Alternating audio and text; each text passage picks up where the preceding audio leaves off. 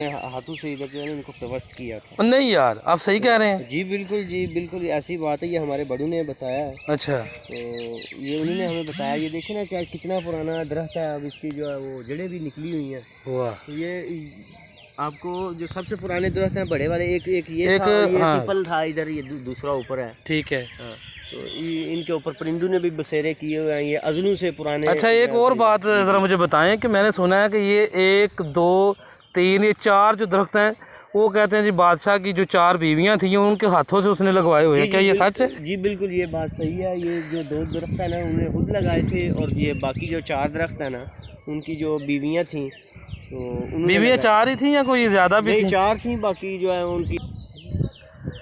अच्छा, ये मुझे ये बताएं कि ये जो धागे वगैरह लोगों ने बांधे हुए, ये कहीं ये पीरों वाला काम तो नहीं शुरू होने लगा इधर? पीरों वाला काम नहीं है असल में। जो आजकल के लड़कियां लड़के हैं वो इसके ऊपर को धागा बांधे के तो हमारे